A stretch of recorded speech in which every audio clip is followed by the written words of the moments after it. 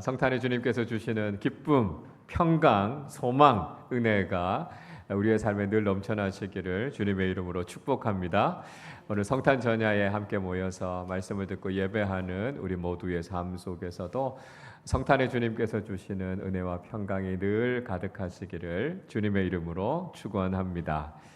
자, 우리가 지난주에요, 성전 미문에 앉아 있었던 거지 장애인, 태어나면서부터 한 번도 걸어보지 못했던 장애인을 치유하는 놀라운 사건에 대해서 우리가 함께 말씀을 나누었습니다. 베드로에게는 은과 금이 없었지만 그에게는 있는 것이 있었어요. 그렇죠? 그것이 바로 나사렛 예수 그리스도의 이름의 능력이었습니다. 그리고 그 능력은 거지 장애인의 인생을 근본적으로 바꾸는 놀라운 기적을 일으켰다라고 하는 것을 우리가 분명히 알게 된 것이죠. 그 거지 장애인은 날마다 성전의 미문에 앉아 있었지만 그는 하나님과는 아무런 상관이 없는 인생을 살고 있었습니다. 그러나 예수 그리스도의 이름의 능력을 경험하고 난 이후에, 진정한 복음의 능력을 경험하고 난 이후에 그가 참된 신앙인으로 거듭나게 됐다라고 하는 것이죠. 마찬가지로 우리의 삶 속에서도 누구든지 이 복음의 능력을 경험하게 되면, 예수 그리스도를 만나게 되면 참된 신앙인으로 거듭나게 된다라고 하는 것을 우리는 깨닫게 됩니다. 자, 그렇게 치유를 받은 이 거지 장애인이 오늘 본문을 시작하는 내용에 보면 베드로와 요한을 붙잡았다 이렇게 이야기하고 있죠. 아마도 그 이유는 고마움에 대한 표현을 하고 싶었을 것이고요. 그런 놀라운 능력과 은혜를 경험하고 난 이후에 그들과 함께 있으면서 어떻게 하면 이 은혜에 대해서 보답할 수 있을까라고 하는 마음이 그에게 가득했을 것입니다.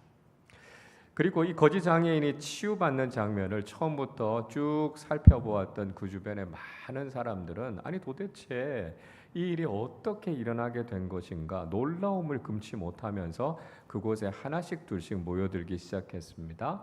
사람들이 모여들었던 곳이 솔로몬의 행각이었다 그렇게 이야기하고 있습니다. 이 솔로몬의 행각이라고 하는 곳은요, 예루살렘 성전의 동편에 있는 아주 길게 생긴 회랑을 이야기합니다. 이 회랑이라고 하는 건 뭐냐면 이 덮개가 있는 통로를 가리켜서 회랑이다 그렇게 이야기를 합니다. 자, 우리가 그림을 좀 보면서 이해를 좀 하면 좋을 것 같습니다. 보시면 예루살렘 성전이 쭉 있고요, 벽이 있죠. 그리고 동편 쪽에 보시면 파란 글씨로 솔로몬의 행각 이렇게 적혀 있습니다. 이렇게 덮개가 씌워져 있는 긴 복도죠. 그걸 가리켜서 솔로몬의 행각이다 이렇게 이야기합니다. 찾으셨습니까? 보이시죠? 예. 그래서 저기에 사람들이 많이 모였다는 거예요. 그곳에서 말씀을 듣기도 하고 또 토론을 하기도 하고 교육이 일어나기도 하고 했던 장소가 이 솔로몬의 행각이라고 하는 곳이었고요. 그곳은 이 이방인의 뜰, 그 성전 주변에 바깥쪽에 있었던 이방인의 뜰에 있었기 때문에 누구나 찾아올 수 있는 이 공공의 장소였다는 것이죠. 그래서 많은 사람들이 모여서 도대체 이 일이 어떻게 일어난 것인가 토론하고 묻기도 하고 얘기하기도 하는 사람들이 그곳에 모였다는 거예요.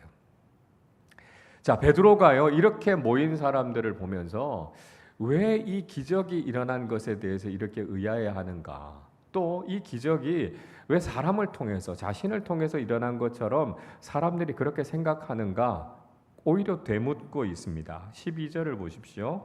베드로가 이것을 보고 백성에게 말하되 이스라엘 사람들아 이 일을 왜 놀랍게 여기느냐, 우리 개인의 권능과 경건으로 이 사람을 걷게 한 것처럼 왜 우리를 주목하느냐 이렇게 이야기합니다. 자, 베드로는 사람들에게 아니 왜 이런 일들이 사람에 의해서 일어난 것처럼 생각하느냐는 거죠. 왜 한 사람의 능력이나 한 사람의 경건을 통해서 이런 일이 일어난 것처럼 왜 자신을 주목하느냐 이렇게 이야기하고 있습니다. 그러니까 베드로가 지금 이 말을 하고 있는 것은 겸손함을 드러내는 것이죠.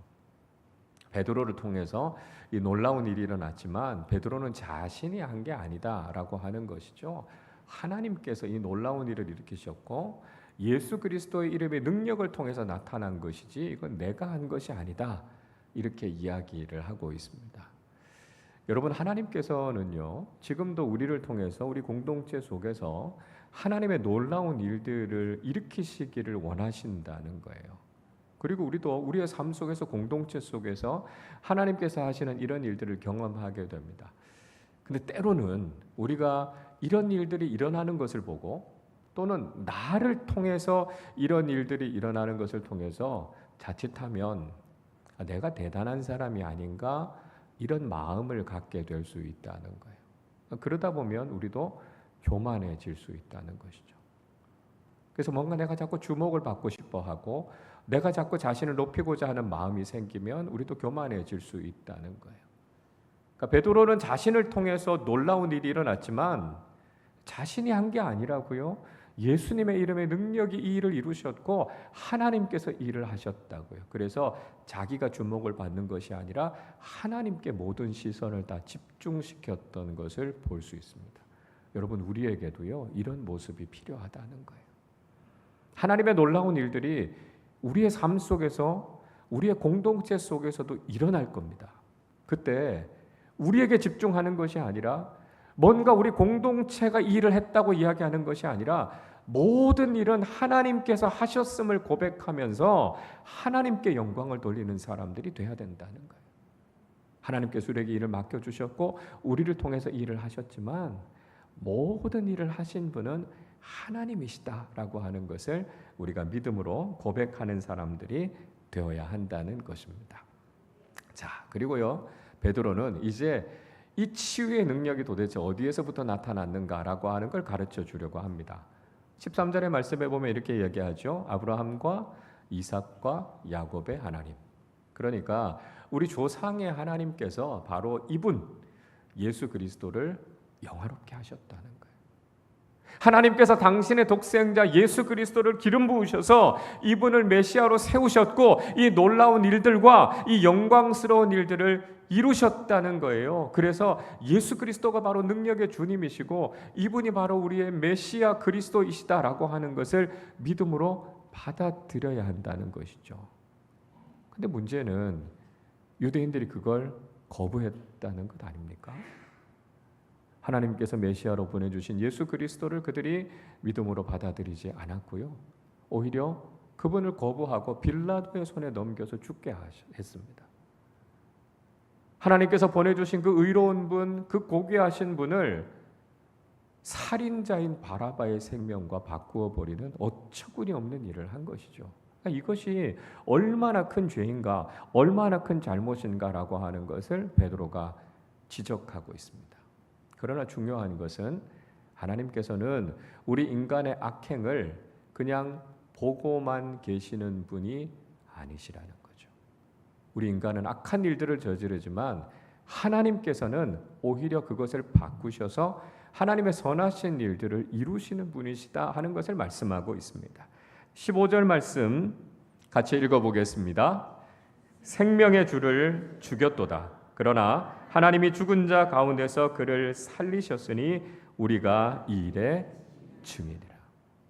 인간의 악함이 한 일이 뭡니까? 생명의 주님을 죽인 거죠. 하나님께서 우리를 살리시기 위해서, 하나님께서 우리에게 이 죄와 사망의 문제를 해결하시기 위해서 우리에게 보내주신 그 생명의 주님을 오히려 죽이는 악행을 저질렀다는 거예요. 이게 우리가 가지고 있는 죄성이죠. 우리가 가지고 있는 악함이라는 거예요. 우리는 악함을 가지고 행동했지만 하나님께서는 우리의 악함을 그냥 내버려 두시는 분이 아니시라고요. 하나님께서는 죽은 자 가운데서 예수 그리스도를 살리셔서 하나님의 선하신 일을 이루시는 분이 하나님이시다 말씀하고 있습니다. 우리는 끊임없이 악한 길로 걸어가지만 하나님께서는 당신의 계획 속에서 하나님의 선하신 일을 지금도 이루어가고 계신다는 거예요. 그래서 죽으신 예수 그리스도를 살리셔서 부활의 주님으로 우리의 영원한 생명의 주님으로 삼으셨다고 선포하고 있습니다. 베드로가 바로 이 일의 증인이다 하는 것을 이야기하고 있는 것이죠. 하나님께서 죽은 자 가운데서 예수 그리스도를 살리심을 통해서 우리에게도 영원한 생명을 주시는 주님이 되게 하셨다라고 하는 것을 분명히 이야기하고 있습니다. 자, 그리고 이 부활의 주님의 능력이 바로 지금 그들의 삶에 일어난 이 놀라운 기적의 원천이 됐다 하는 것을 말씀하고 있는 것이죠. 자, 16절 말씀 같이 읽겠습니다. 그 이름을 믿음으로 그 이름이 너희가 보고 아는 이 사람을 성하게 하였나니 예수로 말미암아 난 믿음이 너희 모든 사람 앞에서 이같이 완전히 낫게 하였느니라. 자, 무엇이 이 기적을 일으켰다고 이야기합니까? 그 이름을 믿는 믿음이요. 예수 그리스도로 말미암아서 나는 이 믿음, 그리고 예수 그리스도의 이름에 놀라운 능력이 있음을 믿는 그 믿음을 가지고 예수 그리스도의 이름을 선포했을 때 하나님의 능력이 나타나게 됐다라고 하는 것을 분명히 이야기하고 있습니다. 여러분, 우리는요, 우리의 삶에서도 이런 하나님의 기적, 하나님의 능력이 일어나기를 기대하면서 살아가고 있습니다. 이 능력이 도대체 어디에서부터 오는 겁니까? 우리 개인의 경건과 우리 개인의 능력에서 이런 것들이 나오는 것이 아니죠. 오직 죽음의 권세를 깨뜨리시고 살아나신 예수 그리스도의 이름의 능력에 바로 이 놀라운 능력이 있다는 것입니다. 여러분, 죽음을 깨뜨리시고 부활하신 예수님이시라면 오늘도 우리의 삶에 놀라운 하나님의 기적과 능력을 나타내시지 않겠습니까? 죽음을 이기시고 부활하신 예수님께서 나와 함께 하신다면, 그리고 그 부활의 주님을 믿는 확실한 부활의 신앙이 있다면 오늘 우리의 삶 속에서도 이런 놀라운 일들이 일어나게 되지 않겠습니까? 우리가 예수 그리스도를 믿는 분명한 믿음, 확실한 부활 신앙을 가지고 주님의 이름으로 우리의 삶에 선포할 때 우리의 삶에도 이 놀라운 능력과 기적이 나타나게 될 줄로 믿습니다. 예수 그리스도로 말미암는 믿음, 예수 그리스도의 이름을 믿는 그 능력을 믿는 믿음으로 날마다의 우리의 삶 속에서도 치유와 회복과 하나님의 능력을 경험하며 살아가는 우리 모두의 삶이 되실 수 있기를 바랍니다. 자, 그제서야 유대인들은 자신들의 죄를 깨닫게 됐습니다. 아, 우리가 참 잘못했구나라고 하는 것을 깨닫고 그들이 당황하게 되지요. 어찌할 줄 모릅니다. 베드로가요, 그들을 안심시키면서 이야기합니다. 괜찮습니다. 당신들이 모르고 이 일을 한 겁니다. 그 이야기를 합니다. 17절에서 유대인들이 메시아이신 예수님을 몰랐기 때문에 그랬다는 것이고요. 그들의 관리들도 진리를 몰랐기 때문에 이들이 지금 잘못한 일을 했다라고 하는 것이죠. 몰랐다라고 하는 것도 잘못된 것이지만 그러나 그렇게 심각한 죄는 아니라는 거예요. 하나님께서 그들을 용서해 주시고 그들에게 새로운 은혜를 주실 것을 말씀하죠. 여러분, 예수님께서 십자가에 달리셨을 때 예수님께서 당신을 십자가에 달리게 한 사람들을 향해서 어떻게 기도하셨습니까? 그들에게 용서를 주실 것을 기도하지 않으셨습니까? 누가복음 23장 34절 상반절은 이렇게 말씀해요. 이 예수께서 이르시되 아버지 저들을 사하여 주옵소서 자기들이 하는 것을 알지 못함이니이다 하시더라. 자, 예수님께서 하나님께 용서를 구하면서 기도하셨어요. 그 이유가 뭐라고요? 그들이 몰라서 그렇다고요.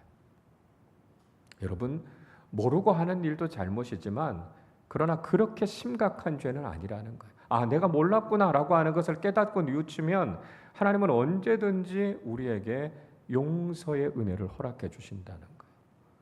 세상 법정에서도 마찬가지 아닙니까? 우리가 몰라서 실수로 저지른 죄와 알고도 의도적으로 계획적으로 저지른 죄는 형량이 다릅니다. 초범의 경우요. 그리고 그냥 계획하지 않고 우연히 저지른 죄에 대해서는 사실 벌이 그렇게까지 무겁지는 않습니다. 그러나 반복적으로 의도적으로 고의적으로 저지른 죄에 대해서는 죄 질이 나쁘다고 그러죠. 그래서 가중 처벌을 받게 되는 걸 볼 수 있습니다. 여러분, 신앙에 있어서도 마찬가지예요. 우리가 부족하고 연약해서요, 우리가 잘 몰라서요, 넘어지고 실수할 수 있습니다. 우리가 그걸 깨닫고 하나님 앞에 돌이키면 하나님께서는 언제든지 우리를 품어주시고 우리를 용서해 주세요.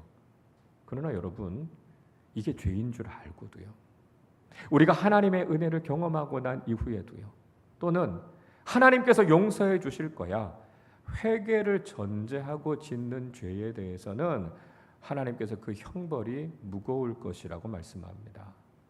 히브리서 10장 26절은 이렇게 말씀해요. 우리가 진리를 아는 지식을 받은 후 짐짓 죄를 범한즉 다시 속죄하는 제사가 없고, 이렇게 말씀합니다. 짐짓이라고 하는 말이 뭐죠? 고의로, 이런 뜻입니다. 고의로. 그러니까 우리가 이것이 죄인 줄 알고도 의도적으로 반복하는 죄의 문제에 대해서는 다시 속죄하는 제사가 없다고요, 그 정도로 엄격하게 우리에게 이야기하고 있다는 거예요. 그래서 우리가 진리의 말씀을 깨닫고 난 이후에 다시 타락하는 것에 대해서 우리는 정말 조심해야 합니다. 복음의 진리가 무엇인가를 깨달았다면, 무엇이 바르고 의롭게 살아가는 것을 깨달았다면 여러분, 다시 죄악에 빠져서는 안 된다는 거예요. 그래서 우리가 진리를 알고 난 이후에 다시 타락하는 일이 없도록 성령님께서 우리의 믿음을 지켜주시도록 우리 늘 간구하면서 기도해야 된다는 것이죠. 자, 유대인들은요, 모르고 이 모든 일들을 행했습니다. 그러나 하나님께서는 이미 이 모든 일들이 일어나는 것을 알고 계셨고요, 선지자들 통해서 이미 예언하신 말씀이라는 것이죠. 자, 18절의 말씀을 보세요. 그러나 하나님이 모든 선지자의 입을 통하여 자기의 그리스도께서 고난받으실 일을 미리 알게 하신 것을 이와 같이 이루셨느니라 말씀하고 있습니다. 유대인들은 정말 몰랐어요. 예수님이 메시아이시다라고 하는 걸 알지 못했어요. 그래서 그들이 죄를 저질렀다는 것이죠. 그러나 하나님께서는 모든 걸 다 알고 계셨고 이미 선지자들을 통해서 이미 다 예언하신 일이 성취된 것이다라고 하는 것이죠. 여러분, 우리는요, 무슨 일이 일어나는지 잘 몰라요. 그러나 하나님은 모든 것을 다 알고 계십니다. 그러니까 아무것도 모르는 우리는 하나님께 지혜를 구하고 하나님께 물어야 하고요, 하나님의 말씀을 듣고 무슨 일이 일어나게 될 것인가라고 하는 것을 깨달아야 된다는 거죠. 우린 그런 이야기 많이 합니다. 우리 인생을 잘 모르겠다고요. 하나님께서 우리의 삶 속에서 하시는 일들이 어떤 것인지 우린 잘 모르겠다고 이야기합니다. 맞아요. 우리는 몰라요.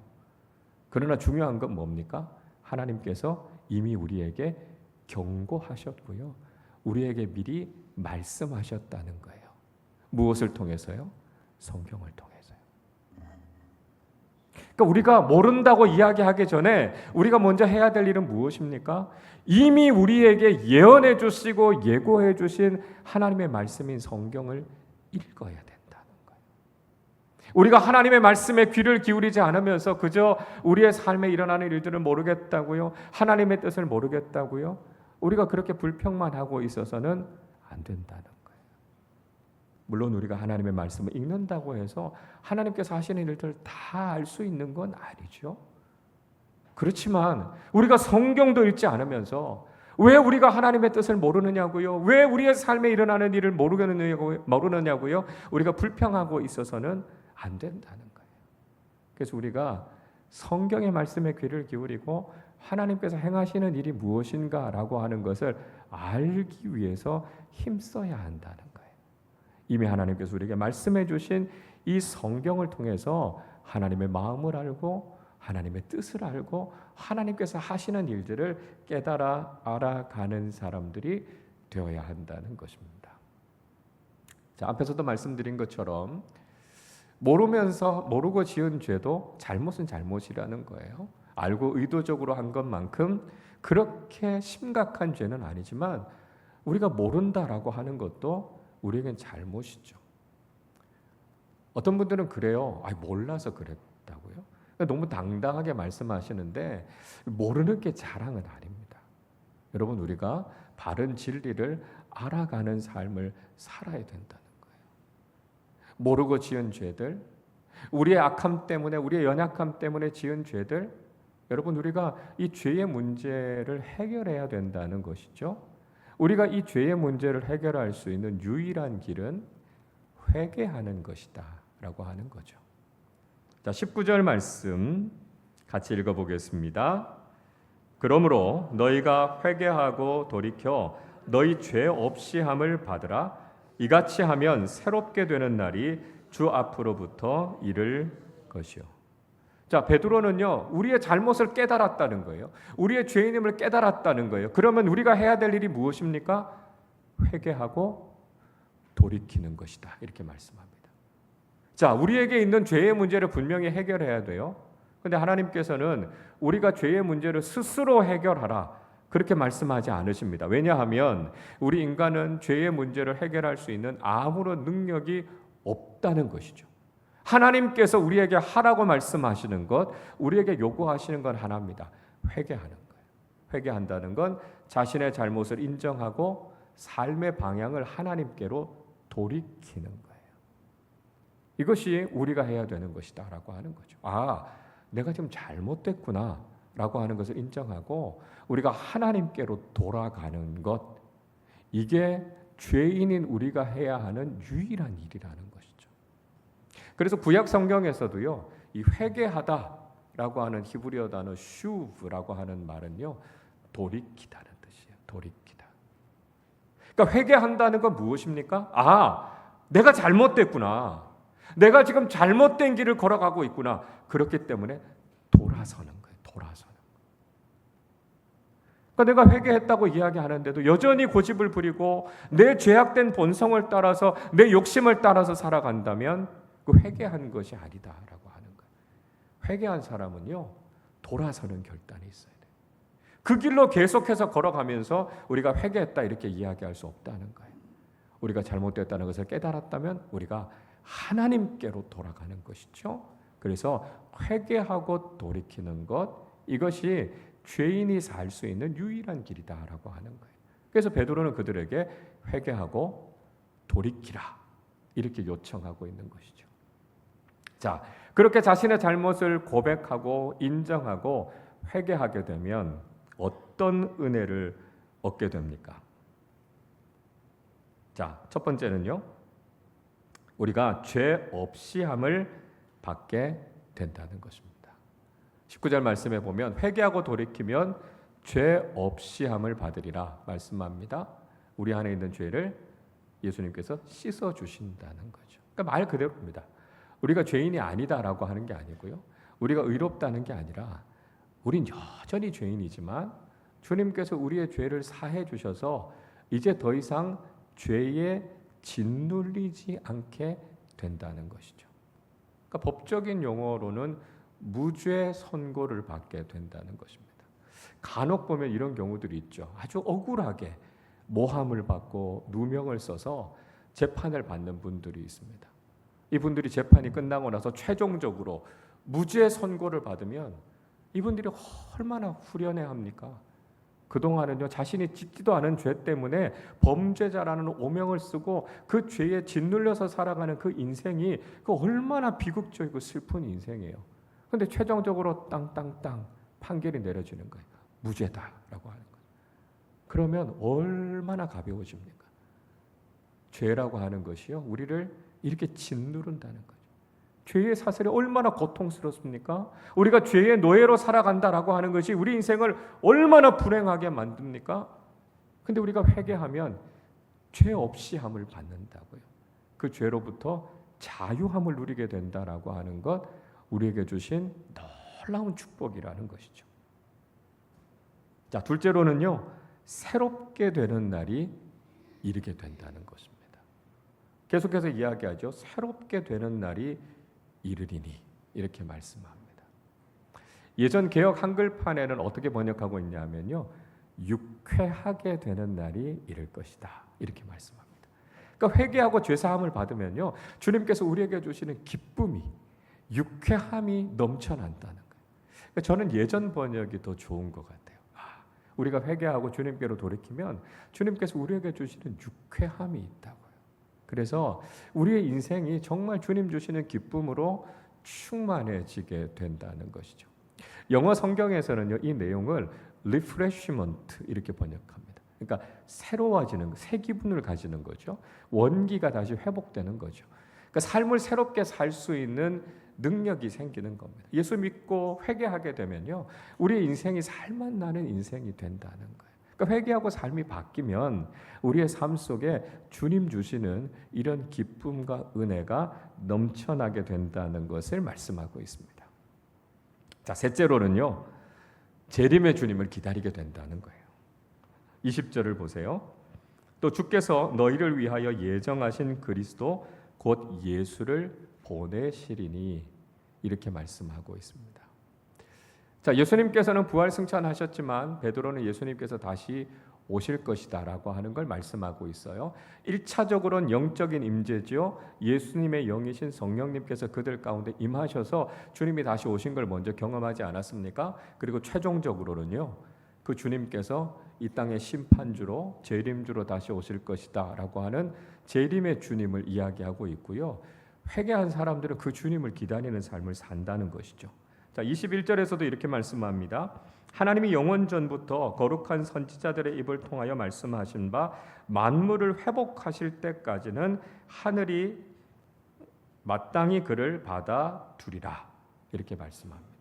그러니까 하나님께서 말씀하신 만물이 회복하시는 그 마지막 때가 되면 예수님을 심판의 주님으로 이 땅 가운데 보내시겠다는 거죠.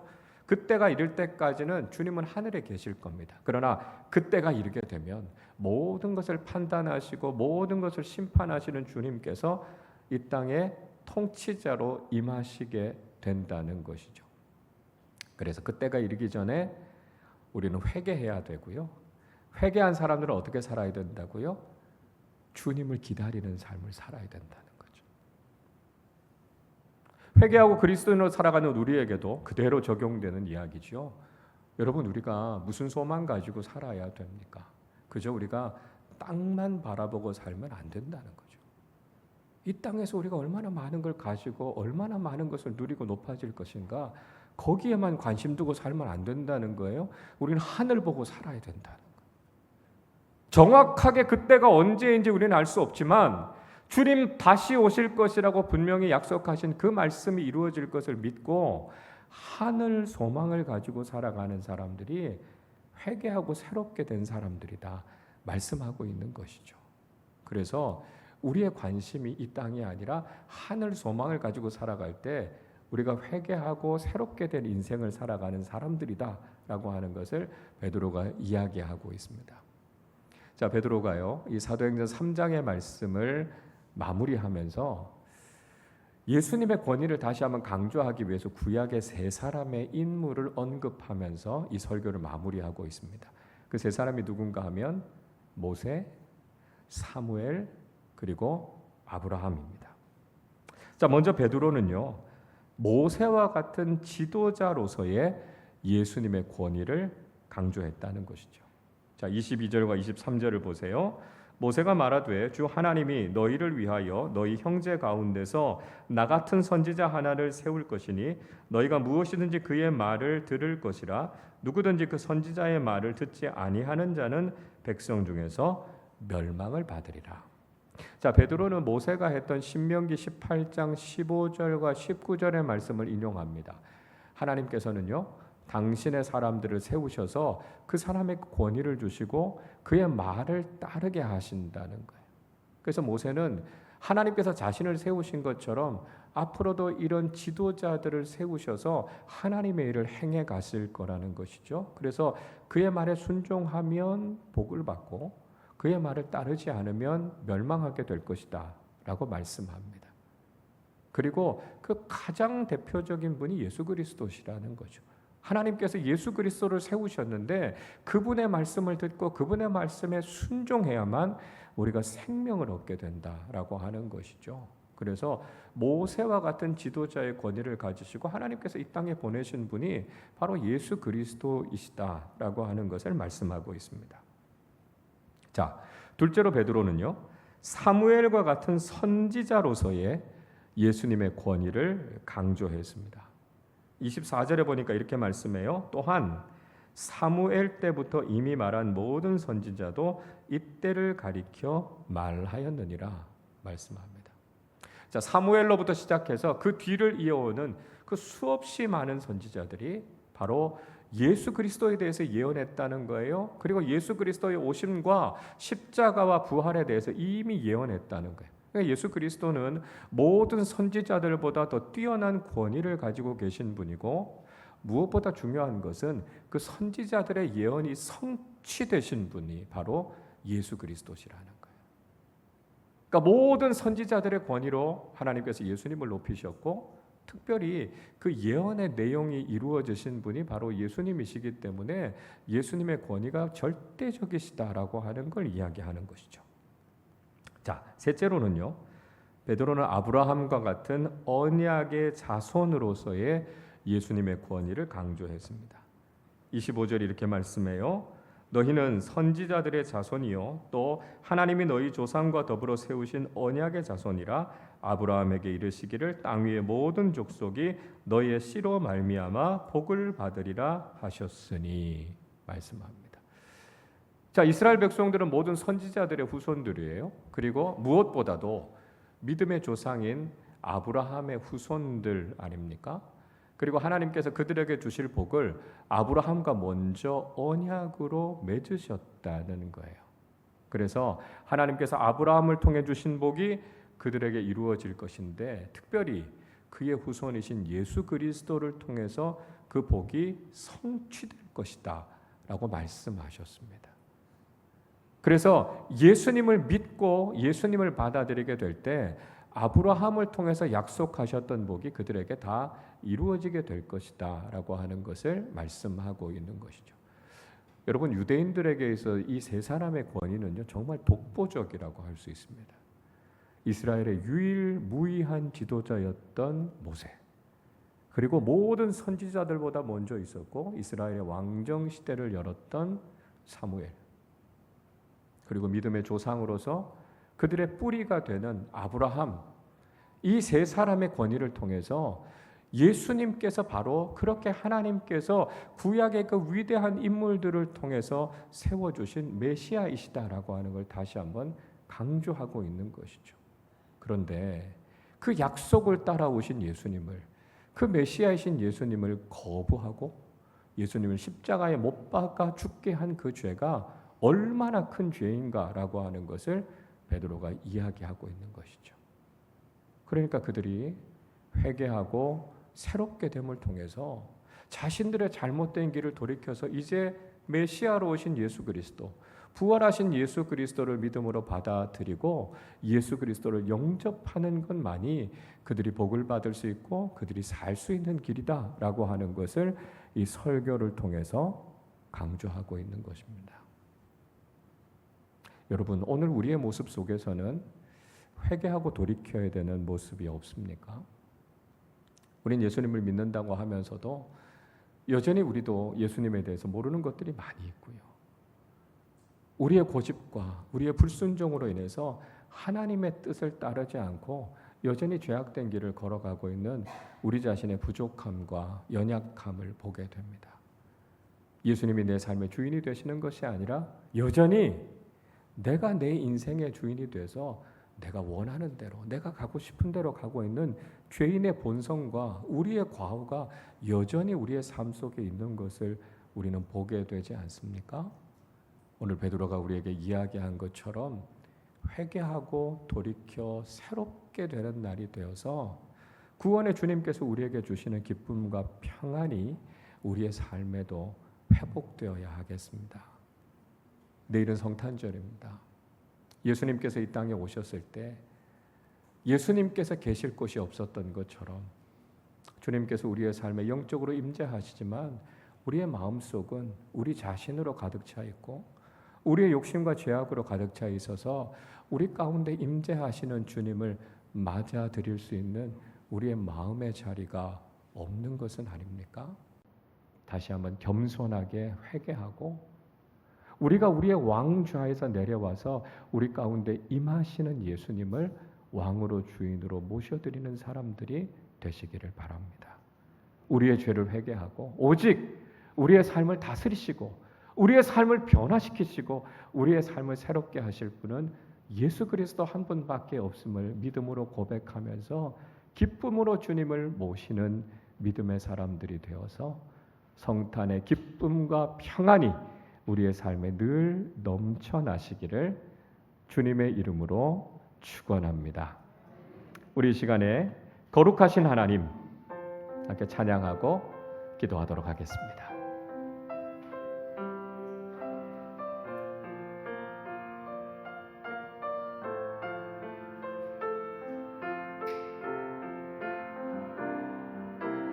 거룩하신 하나님, 거룩하신 하나님, 주께 감사드리세. 날 위해 이 땅에 오신 독생자 예수, 나의 마음과 뜻 다해 주를 사랑합니다. 날 위해 이 땅에 오신 독생자 예수, 내가 약할 때 강함 주고 가난할 때 우리를 부욕해 하신 나의 주 감사. 내가 약할 때 강함 주고 가난할 때 우리를 부욕해 하신 나의 주. 내가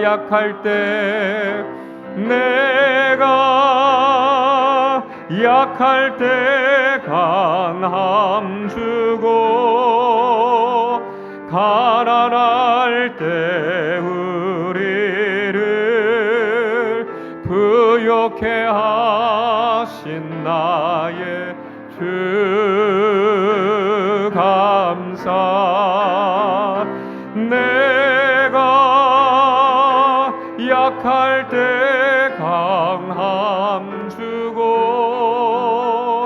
가난할 때 우리를 부욕해 하신 나의 주 감사.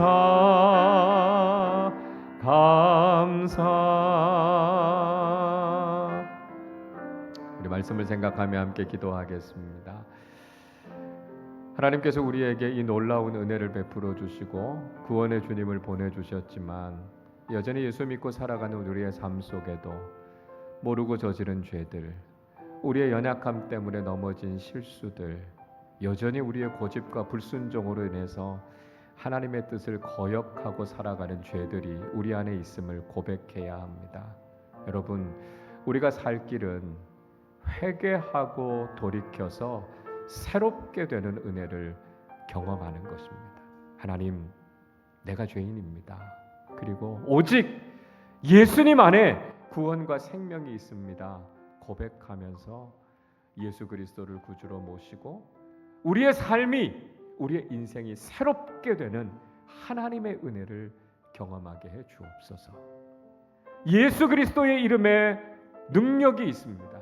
우리가 부활하신 예수 그리스도의 이름으로 우리의 삶에 선포할 때 우리 인생의 어둠과 모든 아픔이 사라지고 치유와 회복의 놀라운 기적과 능력이 나타나게 될 줄로 믿습니다. 예수로 말미암아 난 믿음, 예수 그리스도의 이름을 믿는 그 믿음으로 우리가 선포하며 나아갈 때 하나님 날마다 우리의 삶 속에도 기적과 능력을 경험하는 복된 그리스도인의 삶이 되게 하여 주시옵소서. 우리 말씀을 생각하며 함께 합심으로 기도하겠습니다. 하나님 아버지 감사합니다. 우리를 구원하시기 위해서 죄와 사망과 어둠 가운데 머물러 있는 우리를 하나님 자녀 삼아 주시기 위해서 예수 그리스도를 보내주시고 우리로 하여금 예수 그리스도를 영접하고 믿음의 사람들로 살게 하심을 감사합니다. 하나님, 그러나 그리스도인으로 살아가는 우리의 삶 속에서도 여전히 모르고 짓는 죄들, 우리의 연약함 때문에 쓰러지고 넘어지는 우리의 모든 약한 모습들, 그리고 우리의 고집과 불순종으로 인해 하나님의 뜻을 거역하며 살았던 우리의 악한 모습을 주님 앞에 고백합니다. 하나님, 우리를 용서하여 주시옵소서. 우리가 회개하고 하나님께로 다시 돌이키기를 원합니다. 하나님의 말씀에 귀를 기울이기를 원합니다. 성령님께서 우리와 함께하여 주시고 주님의 보혈로 우리를 씻어주셔서 회개하고 새롭게 되는 은혜를 허락하여 주시옵소서. 그래서 주님께서 우리에게 주시는 기쁨과 평안이 넘쳐나게 하여 주시고 구원받은 사람답게 하나님께서 우리에게 베풀어 주시는 이 놀라운 은혜를 날마다 누리며 살아가게 하여 주옵소서. 하나님이 성탄절에 우리 마음 가운데 다시 임하시는 주님을 우리의 주인으로 왕으로 모시고 살아가게 하여 주셔서 주님께서 주시는 평강과 기쁨이 넘쳐나게 하여 주옵소서. 예수 그리스도의 이름에 능력이 있음을 믿습니다. 우리는 연약하지만 우리의 삶에 있는 모든 어둠과 문제와 질병과 아픔을 향하여 예수 그리스도의 이름으로 선포하게 하시고 예수를 믿는 믿음으로 말미암아는 그 능력으로 인하여 하나님 우리의 삶이 새로워지고 우리의 삶이 치유되고 우리의 삶이 회복되는 하나님의 기적과 능력을 경험하는 우리 모두의 삶이 되게 하여 주시옵소서. 부활의 주님, 살아계신 하나님의 능력이 날마다 우리의 삶 속에 임하게 하여 주셔서 예수 믿고 살아가는 그 능력과 복이 우리의 삶에 넘쳐나게 하여 주옵소서. 하나님 감사합니다. 우리를 구원하시기 위해 예수 그리스도를 보내주시고 우리로 하여금 예수 그리스도를 믿고 하나님 자녀 되게 하심을 감사합니다. 하나님, 그러나 여전히 유대인들처럼 우리가 모르고 짓는 죄들, 우리의 연약함 때문에 쓰러지는 실수들, 우리의 완악함과 우리의 불순종함으로 우리가 하나님의 말씀에 순종하지 못하고 우리의 고집대로 살았던 우리의 모든 악한 모습을 주님 앞에 회개합니다. 주여 용서하여 주시고 주님의 보혈로 우리를 깨끗하게 씻어 주옵소서. 회개하고 돌이켜 새롭게 되는 날을 경험하게 하여 주시고 주님께서 우리의 마음 가운데 왕으로 주인으로 임하여 주셔서 성탄의 주님께서 주시는 기쁨과 평강이 우리 안에 충만하게 하여 주옵소서. 오직 예수 그리스도의 이름에 능력이 있음을 믿습니다. 예수로 말미암아 난 그 믿음 가지고 예수 그리스도의 이름에 능력이 있음을 믿고 선포할 때 우리의 모든 질병과 우리의 삶의 어둠과 우리 인생의 모든 문제들이 사라지게 하시고 치유와 회복과 완전케 되는 하나님의 능력을 날마다 경험하는 복된 그리스도인의 삶 되게 하여 주옵소서. 감사드리며 우리 주님 예수 그리스도의 이름으로 기도하옵나이다. 아멘.